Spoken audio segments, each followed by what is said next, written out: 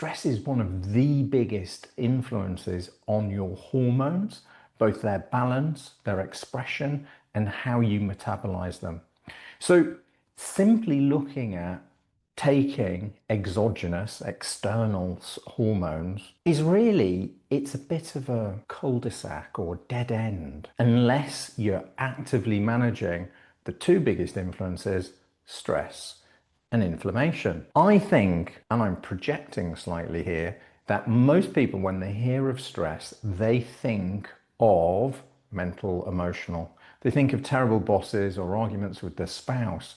But what we're going to do today is a really simple exercise for you to parcel out and work around stressors that are in your life and look at the ones that you can actively manage. Now, this is really important because we live in a society that rewards stress. People seek confirmation and validation of who they are by the amount of stress they're handling, by their ability to spin so many different plates and manage an active household and a relationship and friends and a career and weight loss. And actually, the things that we often say we have to or we need to do are not really haves or needs. They're choices. And I'm going to show you a really simple way that you can sit down and take maybe 10 or 15 minutes and work around this chart and actually have a beautiful aha moment, which is going to set you free, actively lower your stressors, allow you to improve sleep, get closer to your body composition goals, because cortisol and stress are the enemies of weight loss. They're also the enemies of progesterone to estrogen balance. Why? When you've got lots of cortisol, it's competing with progesterone and it pushes down. When you have lots of cortisol, it's competing with your thyroid hormones and it suppresses T3. Suddenly you've got a slower metabolism, intestinal permeability, and estrogen dominance, which has all been self-induced by your desire to fit into society's stress confirmation code. So let's unpack this. You're going to really enjoy it. Thank you for watching. And please do yourself an amazing service of filling in the form below, printing it off even, or taking 5-10 minutes outside when you have your morning coffee and say, okay, I'm just going to fill this in. It's not an exact science. It's not intended as medical advice, and you don't need to get everywhere in the right category. But what you do want to get is clarity and a sense of relief at knowing that you are in control of a lot more stresses that you are exposed to than you realize. And as soon as you get that, it's going to unlock so much emotional bandwidth and a feeling of freedom and choice that in itself is empowering. So please keep watching. We will be unpacking this together. Okay, so let's dive in. You can do this yourself or you can print off the form which Catherine, our amazing infographicist, that was difficult to say, but I said it, has produced for you. It's really simple. You take a large A4 piece of paper, you put a cross in the middle. Now, this is what we're going to do. You're going to put ME, that's mental, emotional. And you're going to have internal here and external there. We're then going to look at physical here. So this is physical internal and physical external. Let me just do it there. Physical internal, physical external. Now, a really nice way to do this is to take a quiet, dedicated moment to yourself and simply brainstorm it. Look at all of the things in your life that you feel like you have to do and you find stressful and things you're not looking forward to, and just break them down into these areas. Now, what on earth can be mental, emotional, internal? Well, one of the biggest things that I've seen with clients over the last decade is the way people speak to themselves. Because it's really important you understand how incredibly stressful this is and what this actually does to your subconscious. It's actually mind-blowing, quite literally. But that's probably the number one. Let's look at external, mental, emotional, external. These are typically relationships, things that you do out of duty, responsibilities. For instance, you might volunteer at the food bank, and whilst you really enjoy it, you work with a lady called Mabel, who's a passive-aggressive frenemy. That's a new acronym, PAF. So relationships, duties, responsibilities, work, boss, financial pressures.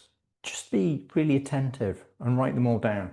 In here, another thing that needs to go into is self expectations and pressures. Okay, if we look at physical external, what most females do not realize in perimenopause and menopause, that actually intermittent fasting is one of the biggest stressors.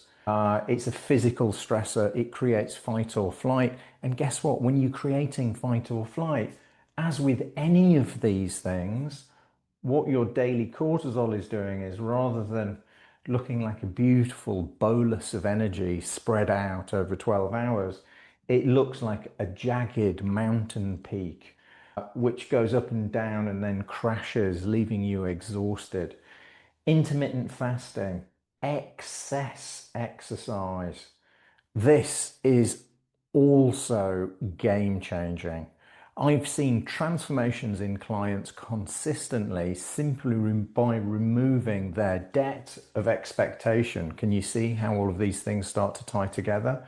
That they need to do 3 hours of hard cardio per week, otherwise they're a bad person. This is a nonsense. This is not serving you. It is not helping perimenopause. It's not helping menopause. It's exacerbating your symptoms because it's increasing cortisol, downregulating thyroid, increasing fat storage, and effectively closing the door that you were trying to open. Wow. What if we just started doing appropriate exercise and reassuring our bodies that you're not about to go into a long, protracted nuclear winter and that you can eat within 45 minutes of getting up? You can see how these things together suddenly make a huge difference just by kicking this one into touch and kicking that one into touch. You've removed two of the biggest physical stressors that your body can be exposed to. And the stress response that you get from a fight with a loved one or a disagreement with your boss is very similar biochemically, emotionally, what it does to your nervous system, to excess self expectations, criticism, self criticism, holy moly, and all of these other stressors. So it's really important that you select the ones which serve you and jettison the ones that are not, that are actually working against you. So let's look at some more physical external ones. Well, other physical external ones are pollution, endocrine disruptors, such as lotions, potions, things that we might be putting on our skin, even makeup, if it's non-mineral, which has like parabens, phthalates, and all these other nasties hidden in there. That's an external stressor. We've talked a few times now about non-native electromagnetic frequencies.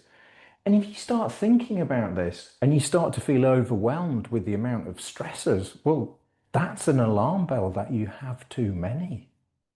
That's an alarm bell that, hang on, I don't need to lump myself through the next 50 years enduring all of this stress and having these self expectations on cardio and denying myself food and being constantly exposed to Bluetooth because I need to be plugged in case anybody calls me because I'm president of a small country.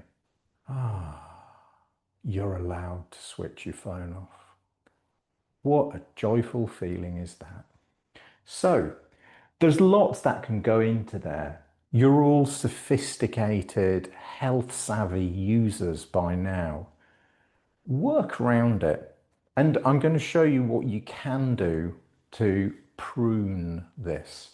Physical internal. This is a little bit more difficult to actually pinpoint, but things like fungus, and by that we mean like candida, bacteria, parasites.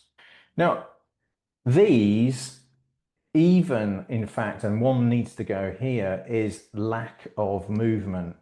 Lack of movement, lack of lymph flow, your body's ability to clear toxins from your system.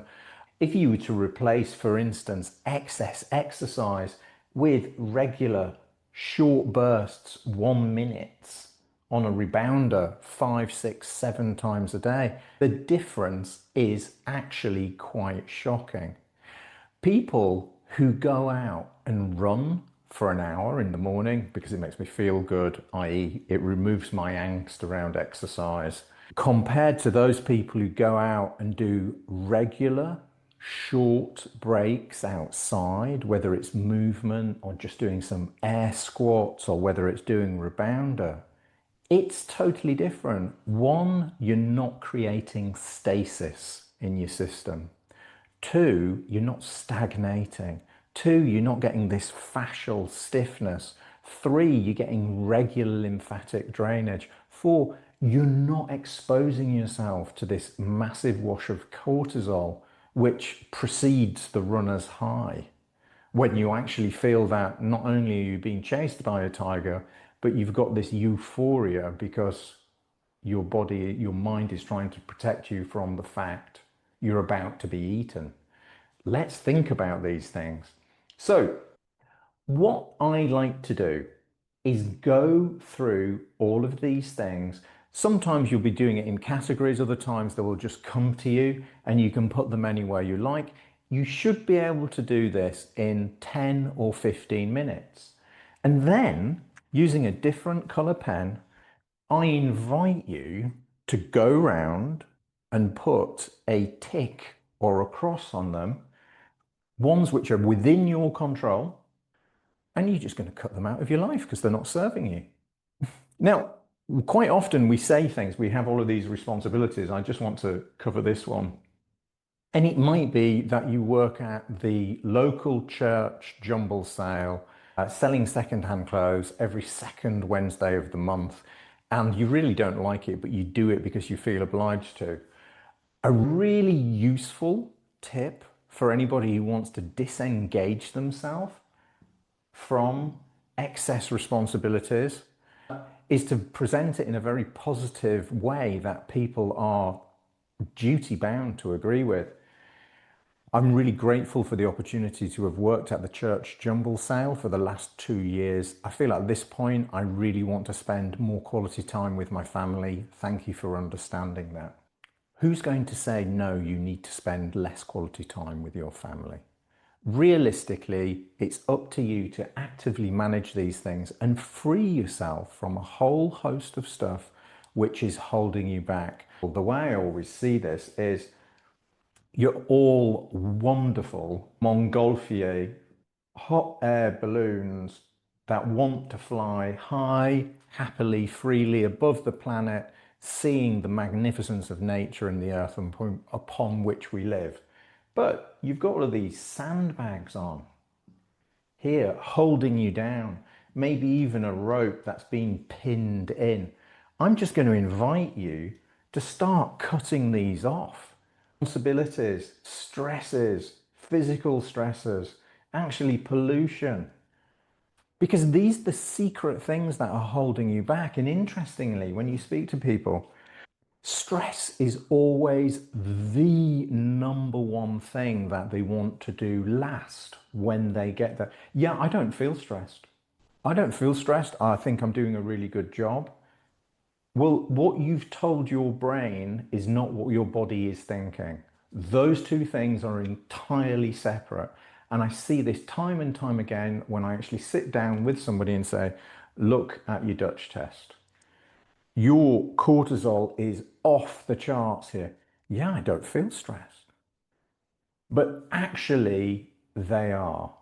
Your body is trapped in fight or flight. Unless you actively manage this, unless you curate it, unless you treat yourself with compassion, look at this like a work project if it makes you feel better.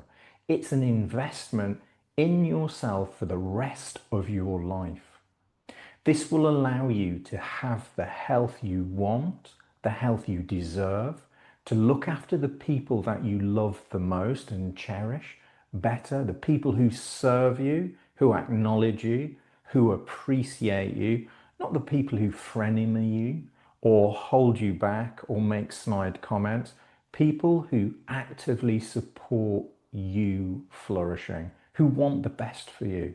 And just in me saying that, I know you're going to actually have faces of people who pop up that you actually feel actively great to be around, and people that you find a responsibility onerous.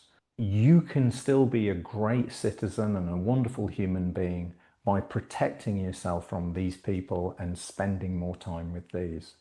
You know, there's that classic statement which has been repeated so many times now, is you become an expression or a mixture of the 5 people you spend the most time with. Have a think about that and think, are the 5 people I'm spending the most time with actually the ones that I want to become?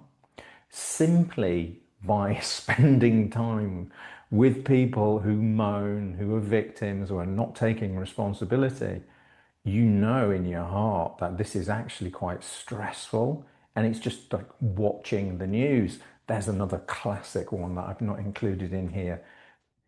Mental, emotional, external news. Why do you need to watch that? Are you in charge of foreign policy? Bye. Let's remember that the news is a business. It's not there to serve you, it's there to sell you.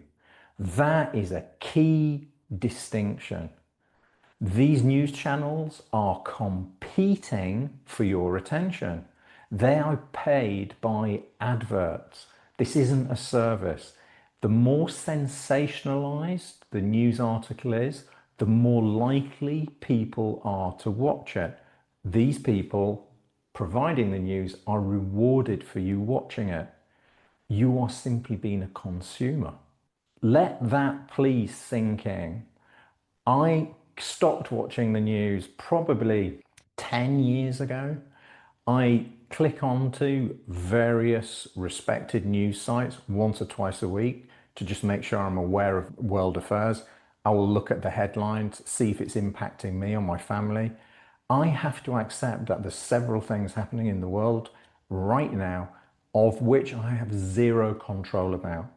So me actually being aware of it and being washed in it is not going to change that situation. Me mentioning it to Mabel at the swimming pool and sharing the angst and the trauma and us dwelling in that is not enhancing Mabel's life or her ability to look after people or mine.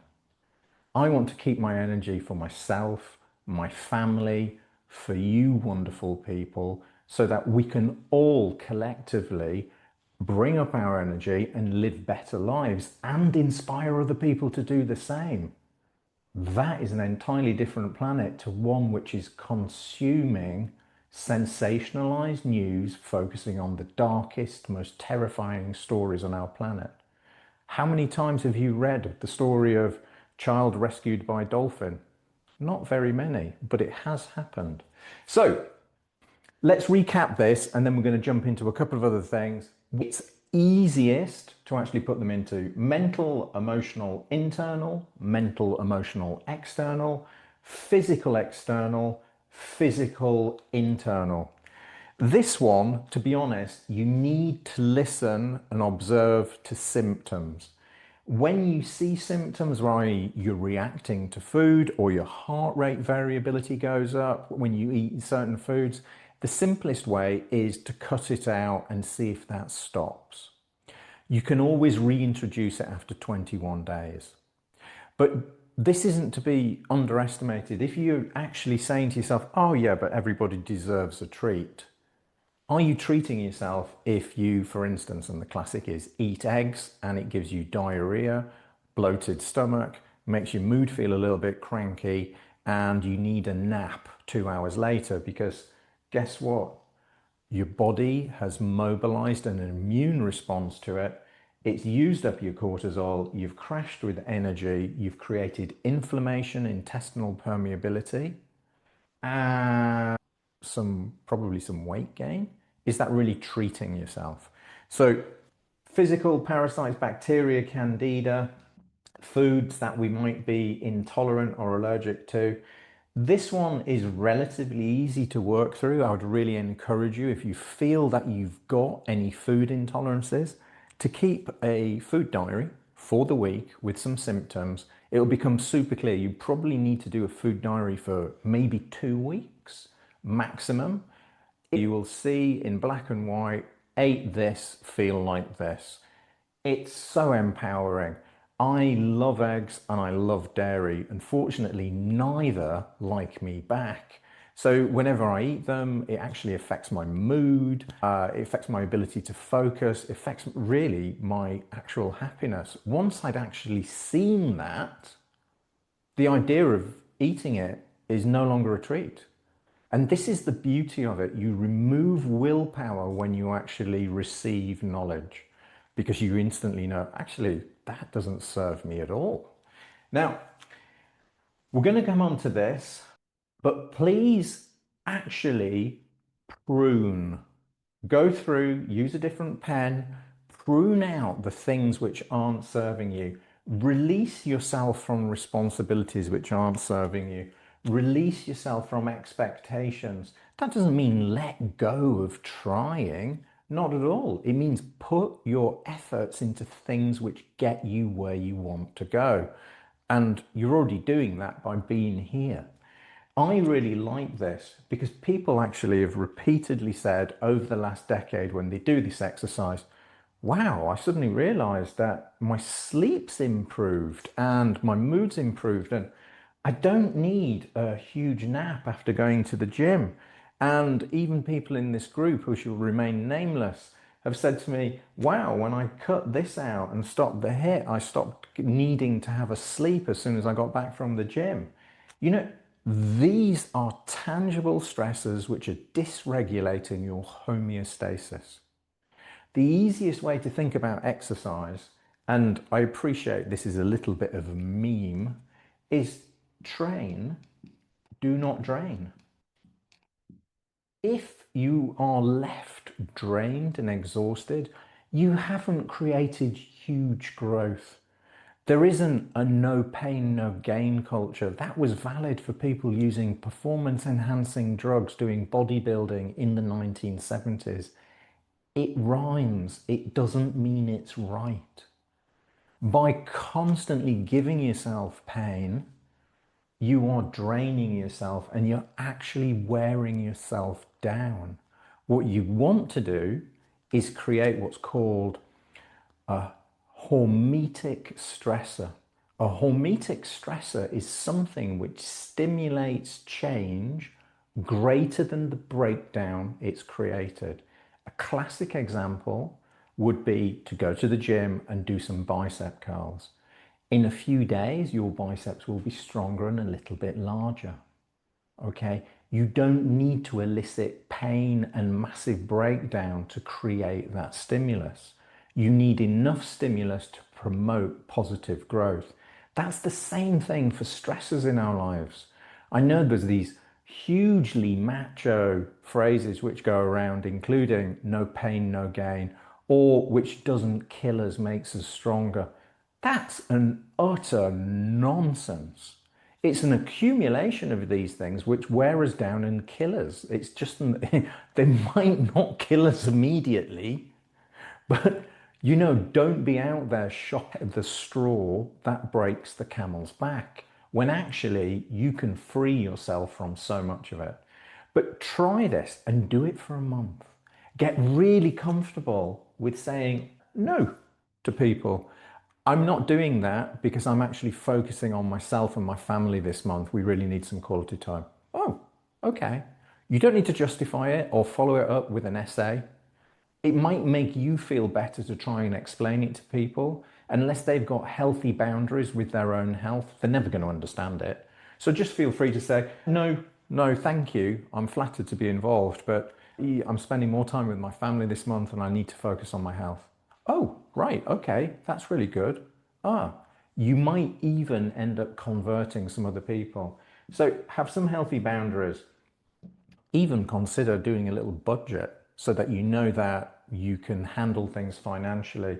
Be super efficient with your work boss, be really good at communicating and explain any issues you feel like you've got and provide a solution at the same time so it's not simply a moan. Jettison things that really just are holding you back that you've felt obliged to do to be a better human. And this is the lovely one about relationships.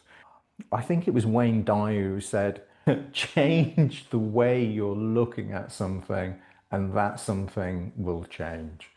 Quite often, out of frustrations with personal relationships, are actually a lack of energy or focus or time or patience we have with ourselves, which is being projected onto others. That's not always the case. This isn't a relationship course. I'm simply saying, in my instance, I always like to look to myself first, look to my stress levels. What have I slept like the night before? Have I had anything triggering in my diet? Am I under enormous amounts of pressure before I ever judge anyone else? So, in fact, a beautiful way to end this is be swift to listen and slow to judge, especially with yourself. Please show up in the weekly Q&A and share your findings. I often find this so enlightening when people come in and they say, wow, I did this and I realized a lot of the things I was worrying about were in fact utter BS and I don't need to do them at all. Remember, have context on this. This isn't just about stress management. This isn't about being more productive and cramming more things in. This is about releasing a huge debt on your hormone balance, improving your sleep, improving your happiness, improving your ability to focus and to show up for your loved ones. Many of you, and I say this compassionately, have a problem doing things purely for yourself. I know lots of you would do it for your family or do it for your pets and not do it for yourself. I've lost count of the times I've spoken to people and said, actually, I've been spending a fortune on my pet supplements. Maybe I should take some of that krill oil as well. Maybe you should. So please, if for no other reason, do it for the people you love and who love you, because you will feel lighter, you will feel happier, you will feel more able to manage everything when you're able to say no, when you're able to recover, when you're able to sleep because your cortisol is not through the roof. Your metabolism will improve. And actually, a quick personal aside is I had trained in such a dedicated fashion for about 20-25 years. And I had enormous amount of stress, enormous amount of responsibility when I worked in the financial district and me and partners ran a company. And it was only when I retrained in functional medicine and I moved to Southern Europe, got a doggo, walked on the beach every day, that I actually really healed and I enjoyed the best sleep of my life. I always thought I was a poor sleeper. No, I'm an amazing sleeper. I always thought that, however hard, however much cardio I did, I would never lose that last bit of body fat that I was uncomfortable with. No, that was all stress related. As soon as I allowed myself to sleep and to heal and to say no to things and to ground and to be free from non-native electromagnetic frequencies and the airplanes which flew over my beautiful home in central London every 25 minutes, that I totally healed by doing less exercise, eating a bit more of what I want, never wondering about calories, and getting in the ocean regularly. So please be empowered, take control. This is one of the most important exercises you can ever do, not simply for perimenopause and menopause, but for the good of your life and for the good of all those people that you love. Report back, share notes.